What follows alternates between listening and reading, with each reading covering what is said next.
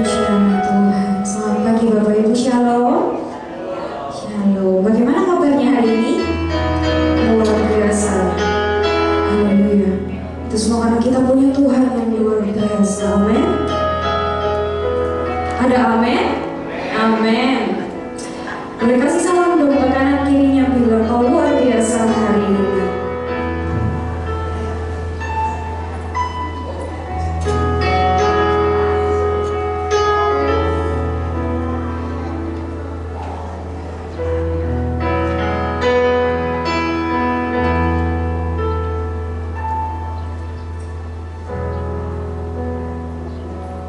Kebaikan dan kasih setia Tuhan selalu nyata dalam kehidupan setiap kita pada pagi hari ini Bapakku. Saat ini kita mau siapkan hati kita mau buka pikiran kita mau masuk lebih dalam lagi, kita mau mulai ibadah kita pada pagi hari. Semoga Bapak Ibu semua kita bersama-sama bangkit berdiri. Ku datang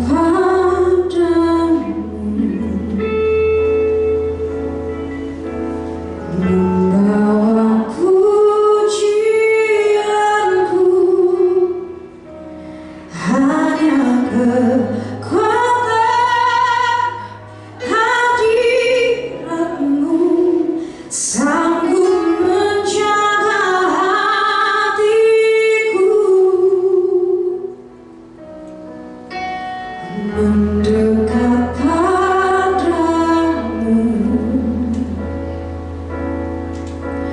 ku mau sentuh hatimu,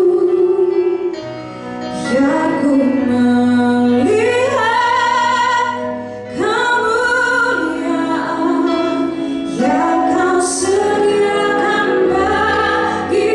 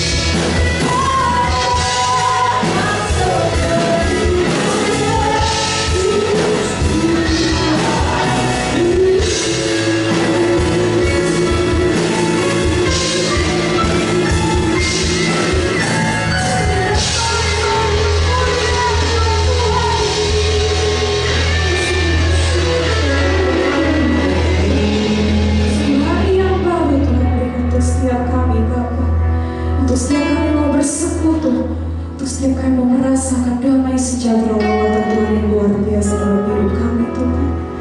Terima kasih Tuhan untuk kebaikan Tuhan dalam hidup setiap kami Tuhan. Dan saat ini Tuhan kuasa untuk setiap kami Tuhan. Kami membuka pikiran kami Tuhan. Kami mau siapkan hati kami Tuhan. Kami merasakan lawatan Tuhan yang begitu luar biasa terjadi atas hidup kami Tuhan Yesus. Dan kami percaya Tuhan, kemenangan demi kemenangan terjadi dalam setiap kami. Terima kasih Tuhan Yesus, terima kasih Bapa. Kami siap Tuhan untuk mendapat pelawatan Tuhan. Haleluya. Amin. Boleh berikan tepukan kemuliaan yang luar biasa. Bisa lepaskan lagi shalom. Selamat pagi. Iya, semuanya sehat pada pagi hari ini. Semuanya bersuka cita. Puasa. Yang bersuka cita boleh lambaikan tangannya. Coba tengok kanan kirinya bersuka cita belum ya? Kanan kirinya depan belakang. Oke, amin.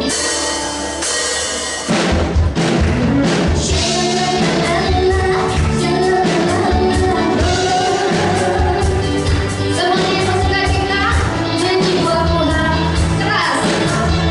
Kita mau bersuka cita, semangat.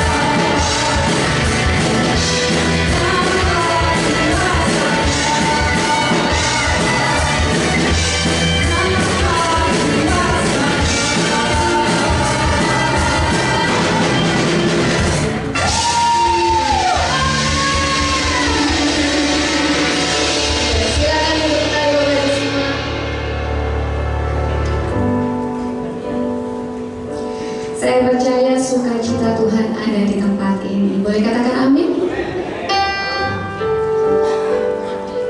Tuhan kita adalah sumber sukacita, Dia adalah sumber damai sejahtera, sumber kekuatan dan pengharapan. Apapun yang kita hadapi di depan, kita tidak akan takut. Karena Tuhan adalah sumber segala-galanya. Dan Tuhan kita telah menyatakan kuasa-Nya, telah menyatakan cinta-Nya dalam hidup kita. Dia yang sudah rela mati buat hidup kita. Supaya kita yang tadinya menuju kematian kekal, tapi Tuhan oleh anugerah-Nya kita beroleh hidup yang kekal. Seringkali kita tak mengerti kenapa karya Tuhan itu begitu mulia.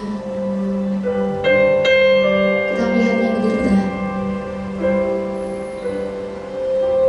Kita nggak pernah tahu apa yang Tuhan pikirkan. Kita nggak pernah tahu apa rencana Tuhan. Tapi yang kita harus percaya bahwa semua itu indah. Apa yang Tuhan sudah rencanakan dalam hidup kita itu untuk kemuliaan Tuhan.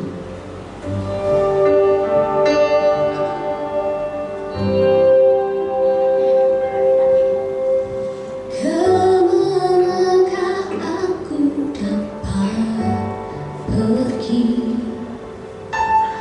menjauhi Roh-Mu yang suci, Kau sabar.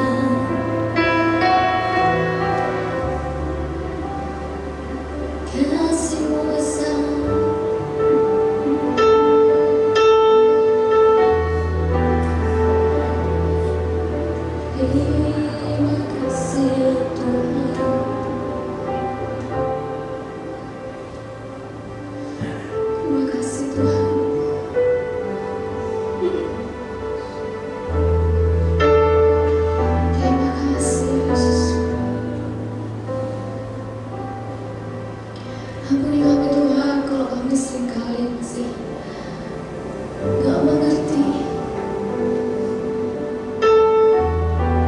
kenapa Engkau melakukan ini, kenapa Engkau setia sama kami,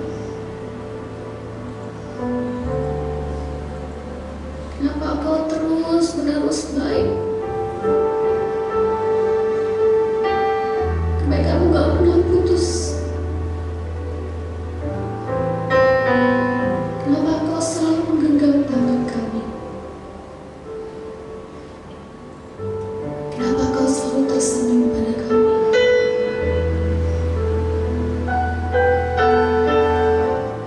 Terima kasih Tuhan. Kasih-Mu begitu besar. Meskipun kami membayar kasih-Mu dengan seumur hidup kami, sepertinya gak akan cukup Tuhan.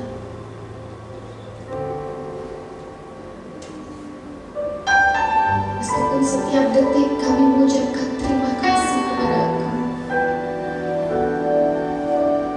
sepertinya itu gak akan cukup.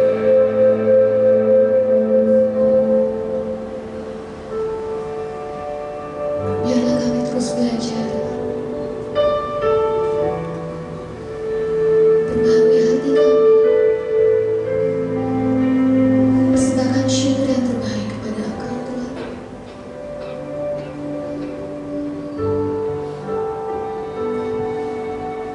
Karena memang hanya Engkau yang terbaik dalam hidup kami. Karena memang hanya Engkau segala-galanya dalam hidup kami. Terima kasih Tuhan. Terima kasih Yesus. Sungguh besar pengorbananmu bagiku,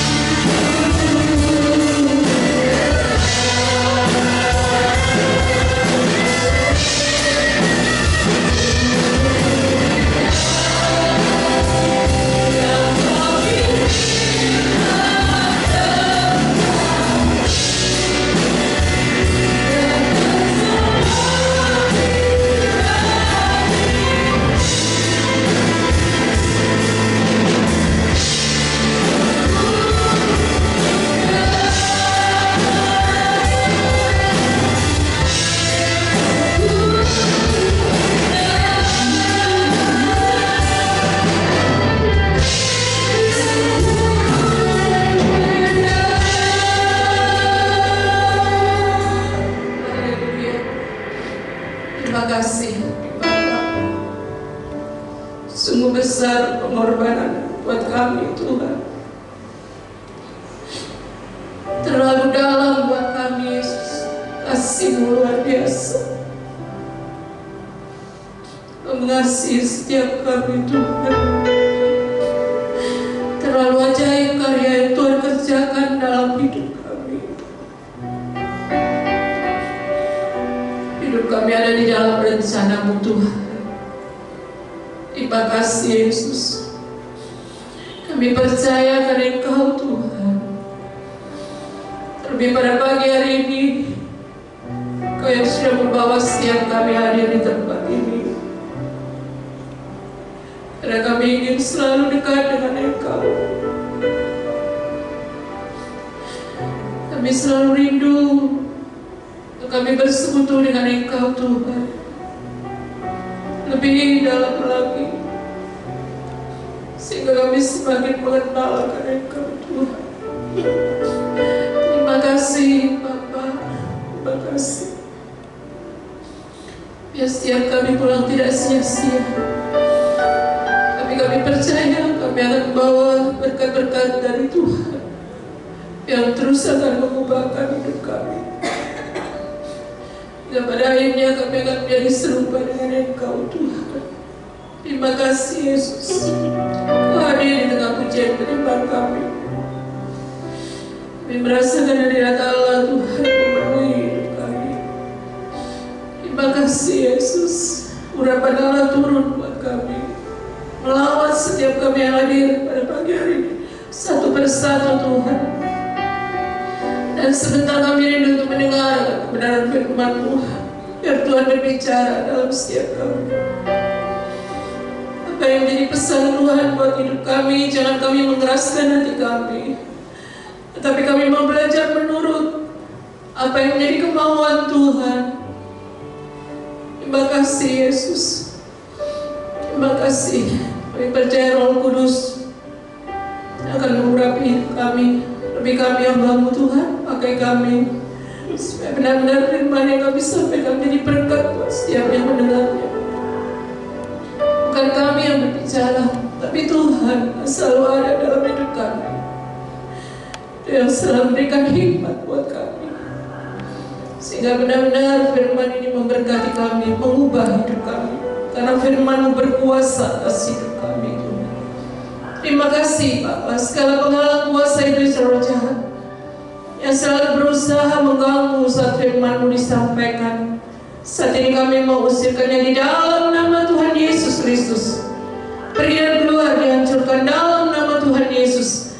Kami percaya Roh Kudus ada di tempat ini, memenuhi hati pikiran kami, sehingga kami boleh terus memusahkan Engkau Tuhan. Terima kasih Bapa.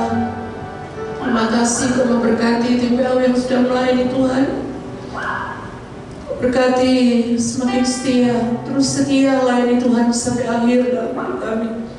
Kami percaya ada upah yang sudah Tuhan persiapkan dalam setiap kami. Terima kasih Tuhan, terima kasih Bapa. Kami siap untuk mendengar akan kebenaran firman-Mu. Hanya di dalam nama Tuhan Yesus, hamba-Mu sudah berdoa dan mengucap syukur. Haleluya, amin. Sekali lagi, shalom Bapak Ibu juga saudara Tuhan. Puji Tuhan kalau kita tetap setia, ya, terus setia. Apapun keadaan kita, kondisi kita, Tuhan minta kita selalu setia, ya. Dan bagi hari ini, biar setiap kita itu selalu rindu untuk mendengarkan kebenaran firman Tuhan. Karena firman Tuhan itu berkuasa, Bapak Ibu, untuk mengubah setiap kehidupan kita, ya. Oleh karena itu, waktu kita mendengar firman Tuhan, jangan kita keraskan hati kita, ya, tapi belajarlah lembutkan hati. Biar kuasa firman Tuhan bekerja di dalam setiap kita. Puji Tuhan. Pagi hari ini saya akan menyampaikan kebenaran firman Tuhan. Saya mengambil tema firman yang berbuah. Firman Tuhan yang kita dengar setiap waktu itu harus menghasilkan buah, Bapak Ibu, ya. Jangan sampai kita rajin mendengar firman, tapi nggak ada buah-buahnya. Ya. Makanya kita belajar pada pagi hari ini, ya, kita belajar tentang perumpamaan seorang penabur. Ya. Bagaimana perumpamaan ini menunjukkan kepada kita bahwa kita tuh harus melakukan sesuatu. Ya. Saat kita dengar firman, ya, kita harus lakukan sesuatu. Dan itu yang akhirnya akan mempengaruhi hati kita, ya, untuk kita bisa mengalami pertumbuhan. Dan pada akhirnya kita berbuah di dalam Tuhan. Ya. Karena itu kita belajar pada pagi hari ini dari Injil Matius 13, ya, ayat 1 sampai 23. Tapi saya tidak baca semua. Nanti Bapak Ibu baca di rumah. Seringkali kok kita dengar, ya, perumpamaan tentang seorang penabur sering kita dengar, ya. Makanya Tuhan memberikan kita pengertian demi pengertian, ya. Dan kita akan belajar pada pagi hari ini. Saya nggak ambil baca semua ayat, tidak. Saya akan ambil cuplikan-cuplikan ayatnya aja, ya Bapak Ibu, ya.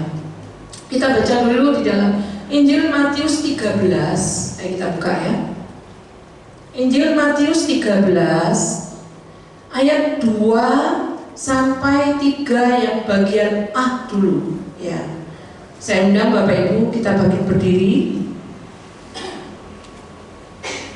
Kita akan baca dalam Injil Matius 13 ayat 2 sampai yang ayat 3, tapi bagian A saja, ya.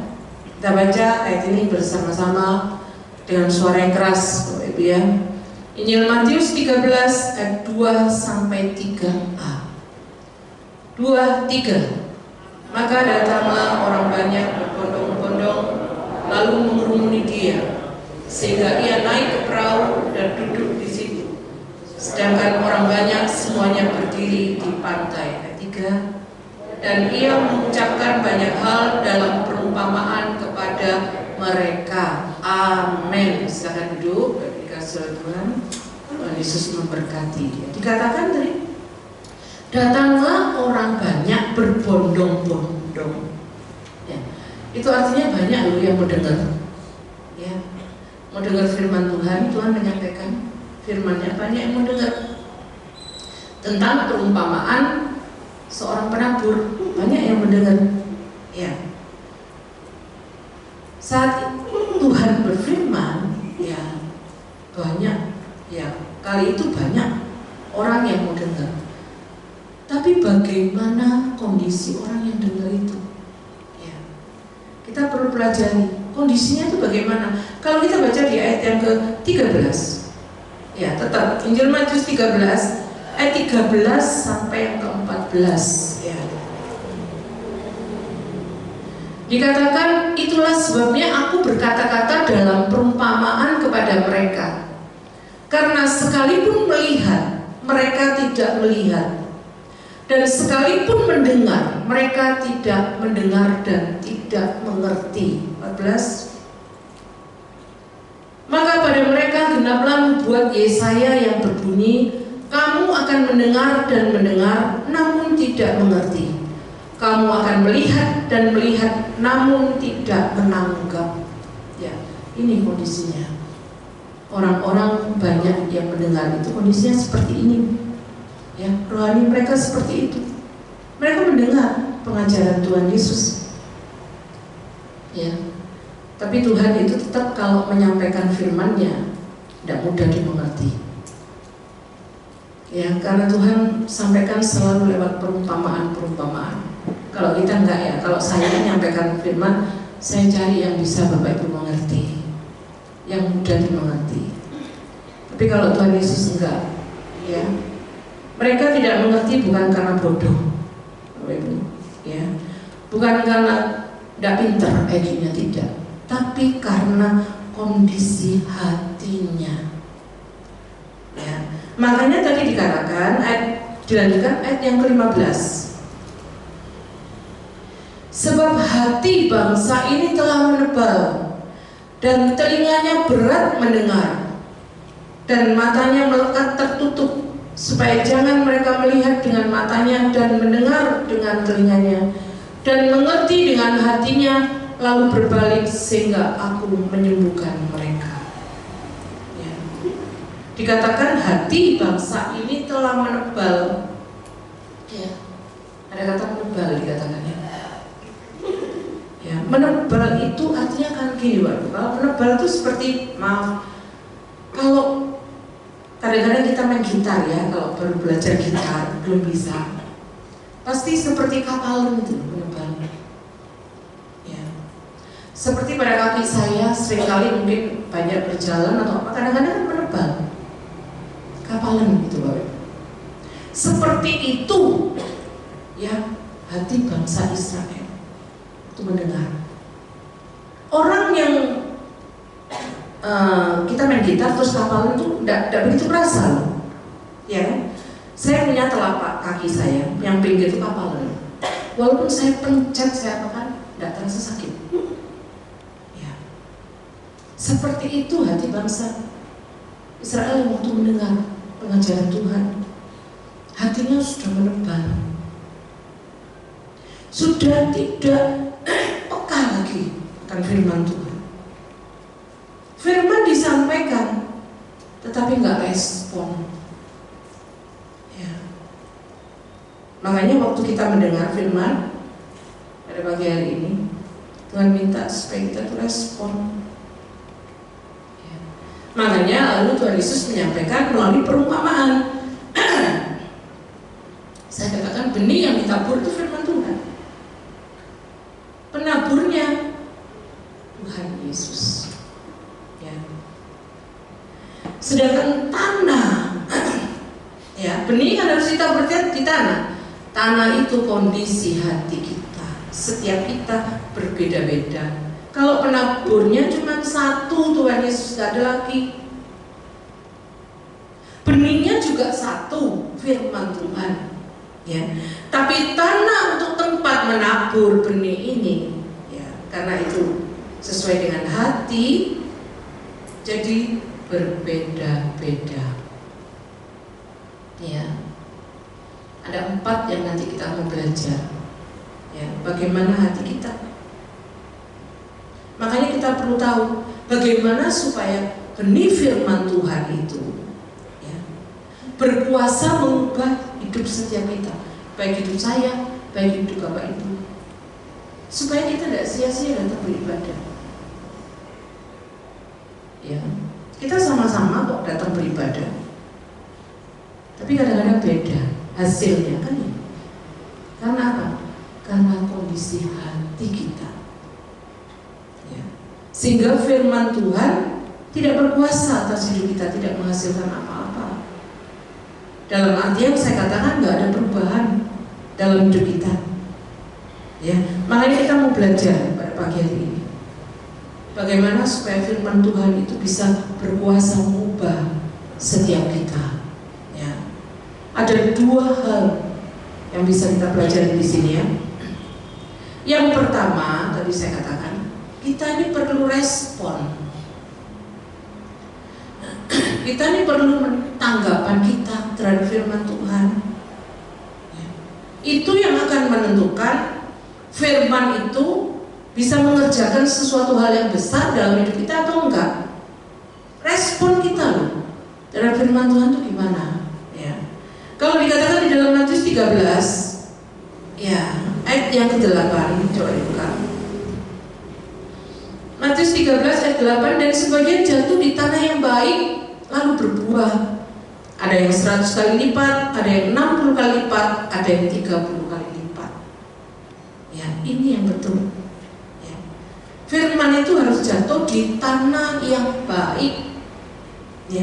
Makanya firman yang ditaburkan buat setiap kita, ya, itu tidak akan bekerja sendirian.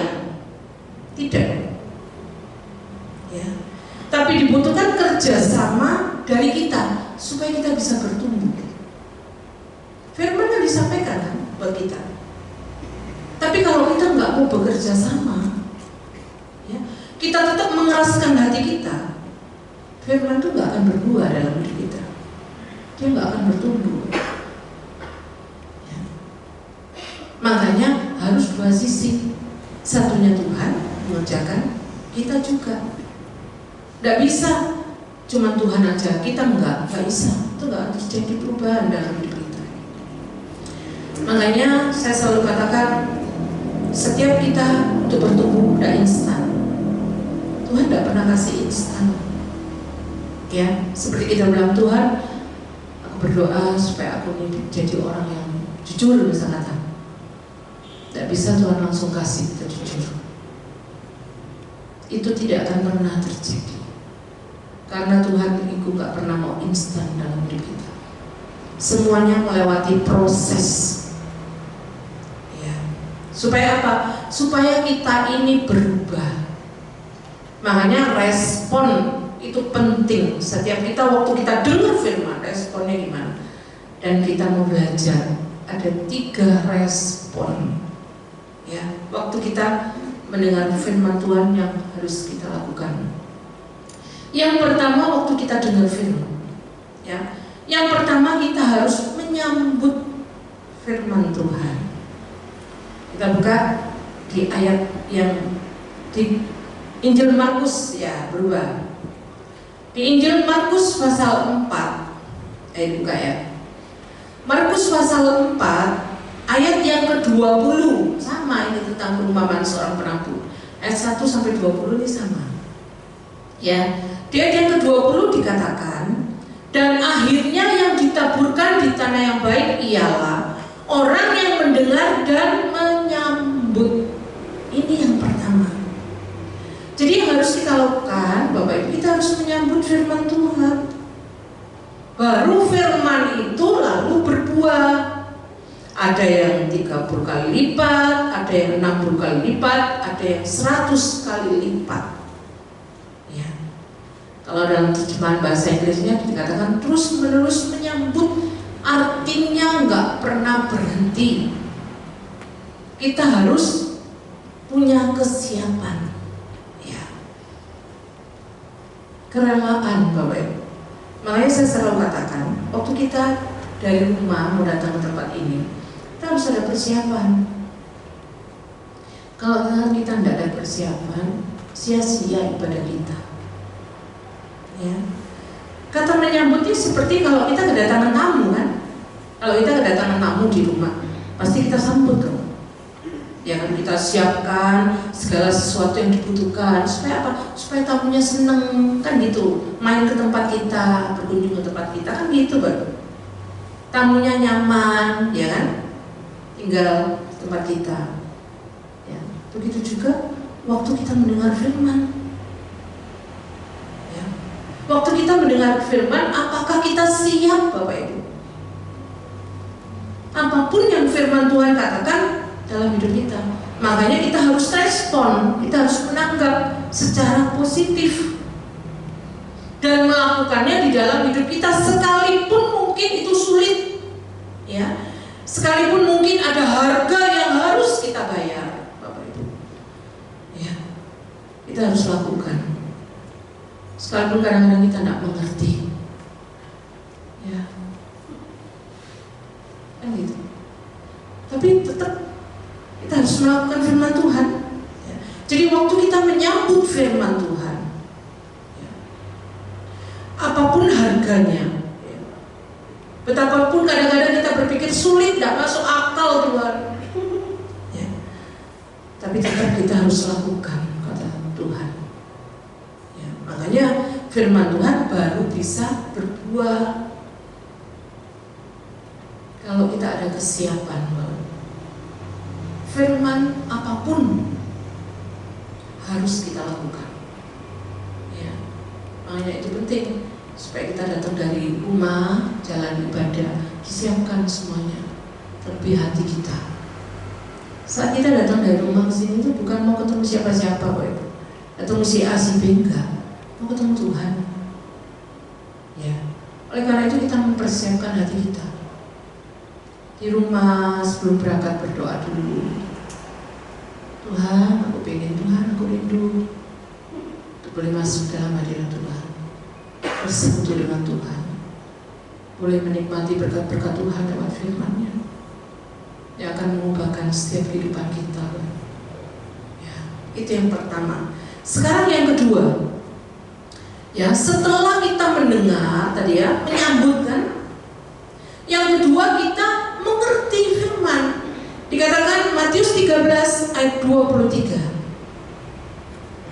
Ya, kembali ke Matius 13 ayat 23. Yang ditaburkan di tanah yang baik ialah orang yang mendengar firman itu dan mengerti. Ini yang kedua. Jadi setelah menyambut, Bapak Ibu harus mengerti firman. Ya. Dan karena itu ia berbuah, ada yang 100 kali lipat, ada yang 60 kali lipat, ada yang 30 kali lipat. Ya. Jadi kita harus mengerti, Pak. Ya, mengerti itu gambarannya seperti kalau kita main puzzle. Ya, kalau Bapak Ibu punya permainan puzzle itu ditata itu, ya kan selangkah demi selangkah sampai puzzle itu terbentuk dengan gambar yang begitu indah. Ya, kalau masih terpasang satu nggak kelihatan apa-apa. Ya, makanya itu firman Tuhan itu dalam loh. Ya, pengertian demi pengertian, pengertiannya bukan cuma satu. Kalau kita belajar firman, ya, dari satu ayat itu kita bisa menyampaikan bermacam-macam pengertian. Ya. Oleh karena itu kita harus belajar untuk mengerti, ya, untuk mengerti firman Tuhan. Firman Tuhan sudah dikasih pada setiap kita. Tuhan kasih firman buat setiap kita. Ya, makanya kadang-kadang waktu kita mengerti, ya kadang-kadang kita bisa ngomong, iya, saya butuh Tuhan karena saya orang berdosa. Satu pasal terpasang, kan gitu. Lewat kita mendengar firman lagi, kita mengerti. Oh iya, Dia Tuhan, satu-satunya Allah yang kekal, Juru Selamatku. Pasalnya dipasang lagi, ya, sampai pada akhirnya terbentuk dengan gambar yang begitu indah. Saya ingat dulu suka main puzzle, tapi puzzle itu rumit loh, apalagi yang isinya banyak. Tidak gampang. Begitu juga untuk mengerti firman, tidak mudah. Tapi kita dituntut harus belajar. Dan kalau kita sudah mengerti secara utuh, ya, tapi ini tidak gampang untuk mengerti. Ya.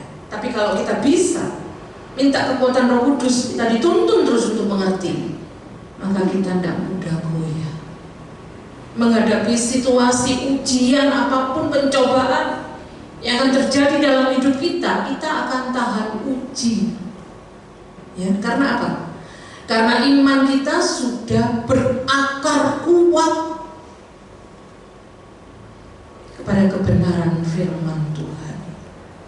Ya, makanya setelah kita menyambut, kita mengerti. Sekarang yang ketiga, ya, setelah kita mengerti, kita menyimpan firman Tuhan.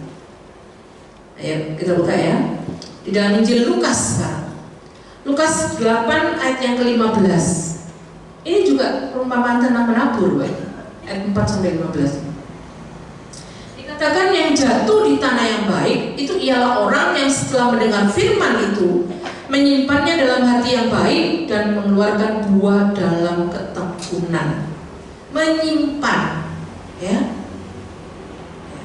Jadi setelah kita menyambut firman, kita semakin mengerti firman, dan akhirnya kita menyimpan firman yang sudah kita dapatkan itu disimpan. Makanya kita harus merenungkan firman. Yang kalau di dalam terjemahan bahasa Inggrisnya dikatakan berpegang teguh. Ya. Jadi ketika kita sudah mengerti kebenaran firman, ya, kalau orang berpegang teguh itu tidak mau lepas dari firman, sehingga firman itu efektif bekerja, ya, dalam hal-hal yang baik dalam hidup kita. Yang luar biasa. Kalau kita tidak, ya, menyimpan firman, maka semuanya hilang, ya kan? Kalau tidak kita simpan kan hilang. Ya. Pertanyaannya bagaimana kita bisa simpan firman Tuhan dengan baik?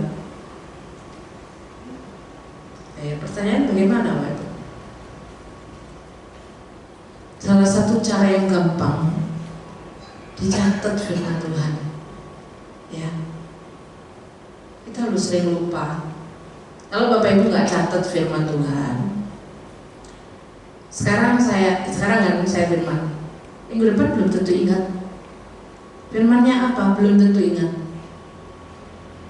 Ya, kok boro-boro minggu depan. Kadang-kadang loh, setelah ibadah itu nggak ingat loh firmannya. Benar, itu pernah terjadi dalam hidup saya. Saya dulu suka ibadah kaum wanita kan, waktu masih ada almarhum papi. Loh saya loh kalau turun selalu tanya sama papi, sudah ibadah kaum wanita? Iya Bi. Apa firmannya? Itu kan saya. Kadang-kadang saya blank, Pak Ibu. Saya bingung. Saya tapi lupa Bi. Papi langsung menegur saya. Tidak dengar-dengaran akan firman Tuhan. Ya, tidak fokus sama Tuhan waktu ibadah. Saya gitu kan langsung. Sejak saat itu saya cuma gini, Tuhan, biar saya semakin diubahkan. Saya gitu. Akhirnya setiap kali papi tanya firmannya apa, saya tahu. Saya katakan ini, oh iya, ya, berarti memang dengar-dengarannya gitu, saya gitu kan. Setiap kali saya ditanya sama papi, ya luar biasa. Ya, oleh karena itu harus dicatat Bapak Ibu. Supaya apa? Supaya di rumah nanti bisa diulangi, dipelajari firman, disimpan. Ya, makanya renungkan firman itu baik siang baik malam dalam hidupmu. Kalau kita tidak catat, mana kita bisa merenungkan? Nggak bisa. Ya, makanya itu perlu dicatat firmannya supaya Bapak Ibu bisa belajar lagi. Ya, di rumah direnungkan firman itu Bapak Ibu ya. Sehingga benar-benar firman itu nanti akan bekerja di dalam hidup kita. Ya, luar biasa ya. Karena firman Tuhan itu punya otoritas dalam hidup kita. Bukan kita yang ngatur firman loh Bapak Ibu, tidak. Makanya setiap kita tidak boleh pilih-pilih firman, pilih-pilih ayat, tidak boleh. Oh ini ayatnya jelek, enggak wis, aku nggak mau baca wis. Tak pilih yang bagus saja tak baca, nggak boleh Bapak Ibu. Ya, bukan otoritas itu tidak ada di kita Bapak Ibu, tidak. Otoritas itu ada di firman Tuhan, di Tuhan. Karena firman Tuhan itu Tuhan sendiri kan gitu. Ya, jadi pegang otoritas itu Tuhan. Firman Tuhan itu pegang otoritas di dalam hidup kita. Oleh karena itu saya katakan tadi ya, jadi respon kita ya. Yang pertama kita harus menyambut, mengerti dan menyimpan firman. Ya, itu yang pertama respon. Yang kedua, kita harus punya awasan. Ya. Ya. Awasan itu berbicara kondisi hati kita. Tadi sudah dikatakan ya, hati yang baik. Tadi ya, yang pertama. Ada 3 lagi kondisi hati. Ya. Kita belajar. Tadi yang pertama sudah hati yang baik. Sekarang yang kedua, kita buka di dalam Matius 13 ayat yang ke-19 ya. Hati menjadi keras. Itu yang kedua. Ya, kepada setiap orang yang mendengar firman tentang kerajaan surga tetapi tidak mengertinya, datanglah si jahat dan merampas yang ditaburkan dalam hati orang itu. Itulah benih yang ditaburkan di pinggir jalan. Waktu menabur benih, ya, kalau zaman dulu bisa pakai tas, ya, tas sederhana itu benihnya ditaruh, ya, lalu ditabur tasnya ini, ya, atau pakai keledai kalau dulu, keledainya kasih karung, benihnya dimasukkan, terus karungnya dilubangi lalu, jadi keledainya berjalan, jadi kan benihnya jatuh, ya, kadang-kadang, ya, jatuhnya benihnya itu di tanah yang keras karena kena angin kan kadang-kadang benihnya terbang, jatuhnya tidak pada tempatnya, jatuh di tempat yang keras, di tanah yang keras. Ya, kalau benih jatuh di tanah yang keras tidak bisa bertumbuh. Ya, akarnya tidak bisa bertumbuh. Ya. Jadi ini bukan salah benihnya, ya, bukan. Juga bukan salah penaburnya. Akan tetapi yang salah ini orang yang punya hati. Ya. Dia menolak kasih karunia Tuhan. Ya. Dia tidak mau bertobat, ya, walaupun dengar firman. Ya. Waktu dia dengar firman, dia bilang bagus firmannya, ya, tapi tidak bertumbuh, baik. Firmannya itu tidak masuk di dalam hatinya, cuman di permukaan aja, seperti itu, ya. Hati yang keras, ya, karena tidak berakar, ya, diambil sama musuh, ya, tidak berakar, ya. Artinya apa? Ada banyak orang-orang yang tidak siap untuk dengar firman Tuhan. Hanya sekedar saja dengar firman, hanya sekedar saja, ya. Semoga nggak ada di tempat ini, Bapak Ibu, ya. Ya, saya jamin nggak ada kalau di tempat ini, ya. Kalau kita cuma sekedar aja, ya jelas firman Tuhan itu tidak dapat tempat di hati kita, ya. Sambil lalu, ya. Kadang-kadang kita, makanya seringkali saya katakan, kalau datang ke tempat ini jangan cuma rutinitas. Yang penting aku datang, wis memuji Tuhan, dengar firman, pulang, tidak dapat apa-apa, ya. Seperti itu, ya. Tidak punya kerinduan, Bapak Ibu, ya. Oleh karena itu selalu rindu, ya. Orang yang betul-betul rindu mendengar kebenaran firman Tuhan, ya, hatinya itu harus dijamah dulu oleh Tuhan. Harus ada cinta terlebih dahulu, baru kita bisa melakukan. Buat kita juga buat Tuhan, ya. Kasih Tuhan itu sudah dicurahkan dalam hidup kita, dalam hati kita, oleh Roh Kudus. Dan kita pernah baca di dalam surat Roma, ya, Tuhan sudah curahkan kasih. Kalau kasih Tuhan sudah Tuhan berikan dalam hidup kita, ya, kemudian pasti akan tumbuh kehausan untuk kita berusaha mengenal Tuhan, ya. Makanya seringkali kan saya bilang, ingatlah kasih Tuhan dalam hidup kita, ya. Tadi pujian mengatakan pengorbanan Tuhan terlalu dalam untuk kita mengerti. Kita tidak bisa mengerti.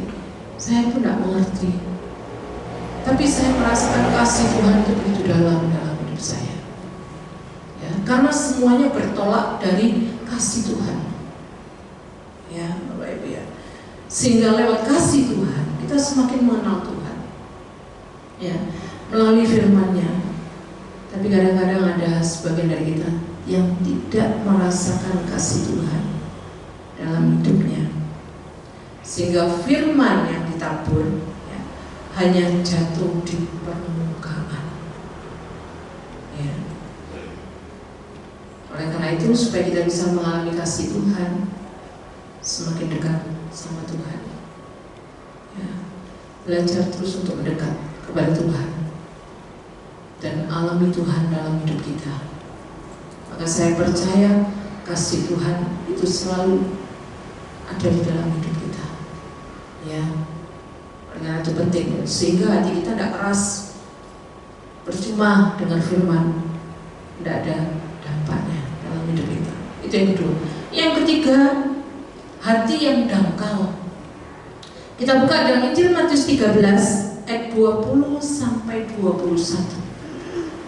Ya, dikatakan, benih yang ditaburkan di tanah yang berbatu-batu ialah orang yang mendengar firman itu dan segera menerimanya dengan gembira.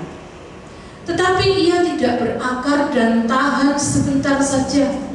Apabila datang penindasan atau penganiayaan karena firman itu, orang itu pun segera murtad. Ya. Jadi ini berbicara hati yang dangkal, sempat berakar, ya, Ya kan tadi dikatakan. Tapi sayangnya akarnya tidak dalam, Bapak Ibu.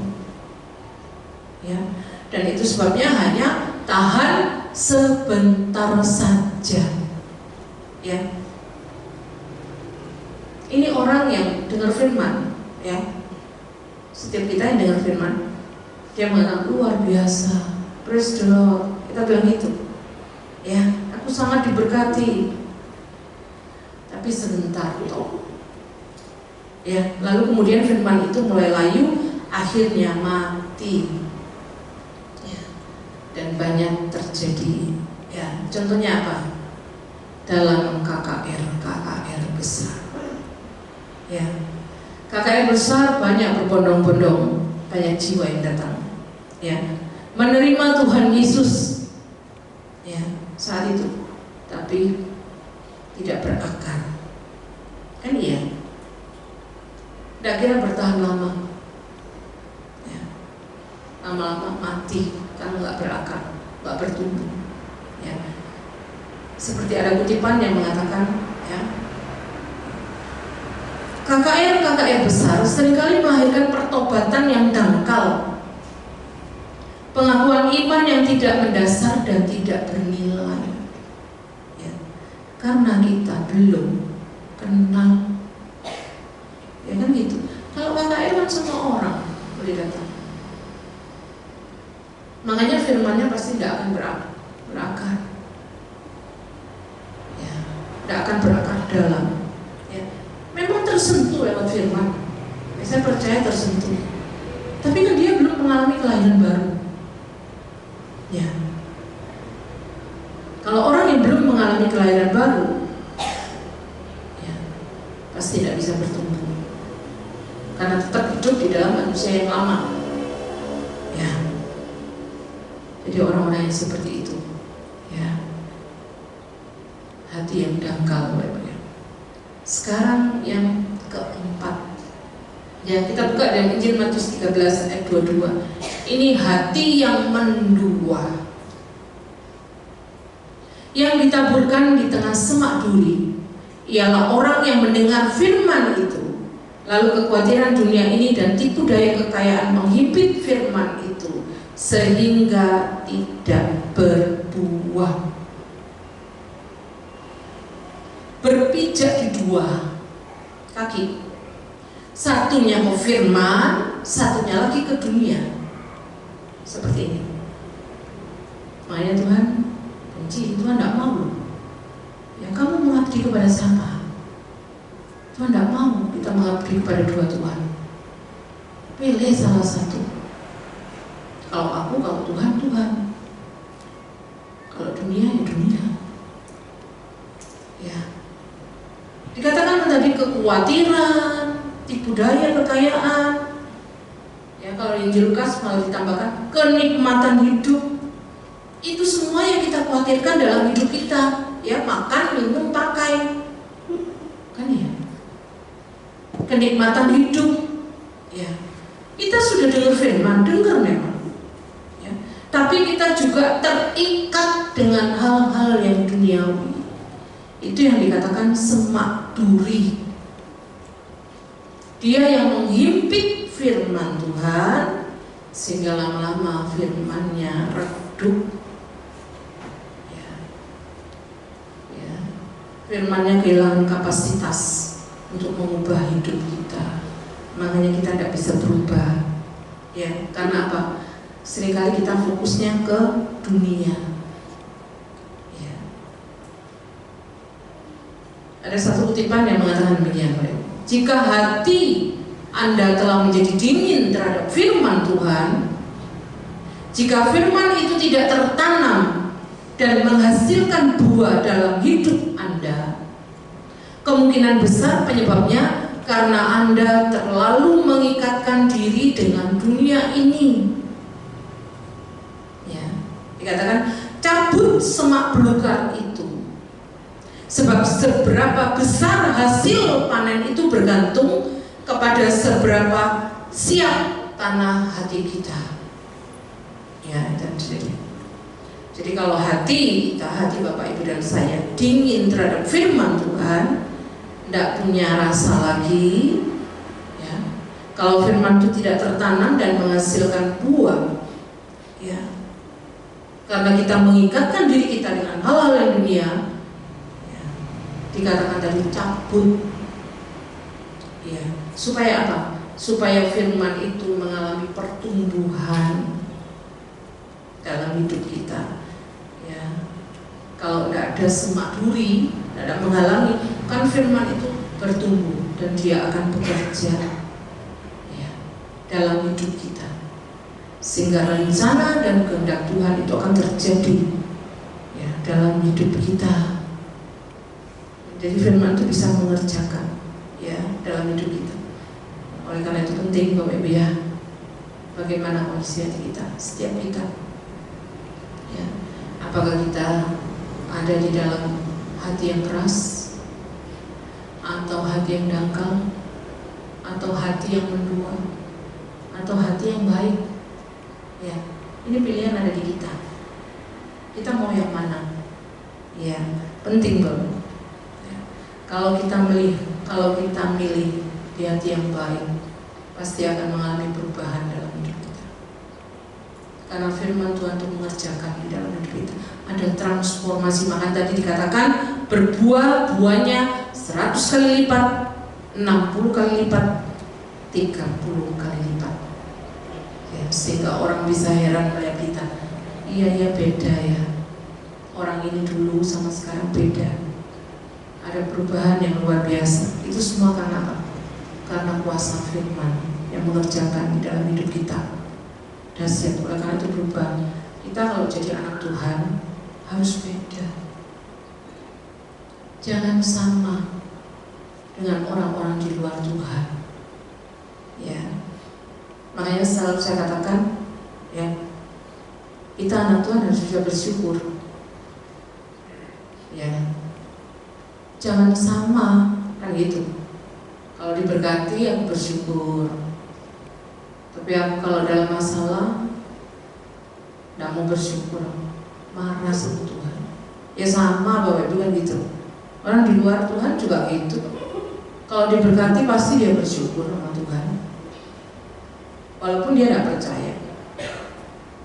Tapi kalau dia dalam masalah, dalam iman, sama, dia akan marah. Tidak ada bedanya berarti kita. Dan Tuhan minta kita harus beda, ya, berubahlah oleh pembaruan budimu, sehingga kamu mengerti mana kehendak Allah, ya. Setiap kita harus belajar untuk mengerti, ya. Firman sama-sama disampaikan, tapi bagaimana respon hati kita kepada Tuhan, itu yang penting, ya, supaya tidak sia-sia Bapak Ibu datang ke tempat ini. Ayo sungguh-sungguhlah sama Tuhan, ya. Belajar setiap kita sungguh-sungguh. Makanya dari rumah itu Tuhan, ya, supaya aku diberkati, yang firman mengerjakan dalam hidupku. Ada perubahan, ada perubahan, ada perubahan terus. Satu demi satu Tuhan ubahkan, ya. Saya katakan selalu Tuhan itu gak instan. Ayub sampai 42 pasal, kan gitu. Yusuf, ya, sampai dia menjadi perdana menteri di Mesir. Berapa lama? Kejadian 39 kan, ya, luar biasa. Makanya Tuhan tidak pernah instan kan? Makanya dikatakan tadi tekun. Tadi kan ada kata-kata tekun, ya, menyimpan firman dalam ketekunan. Kita harus bertekun sama Tuhan, dituntut setiap kita, ya. Jangan dikit-dikit sama Tuhan. Wes males aku udah ibadah, wes alasan aku tadi tidak disapa sama si A, ya. Itu yang terjadi dalam hidup kita. Makanya penting, ya, supaya kita belajar mengerti akan firman Tuhan, kenal Tuhan lebih dalam lagi, ya, sehingga benar-benar kuasa Tuhan merupakan dalam hidup kita. Setiap kita merupakan oleh Tuhan, ya. Makanya penting setiap beribadah banyak dengar firman, ya, sehingga firman itu yang mengubah dalam hidup kita. Puji Tuhan Bapak Ibu, kita tutup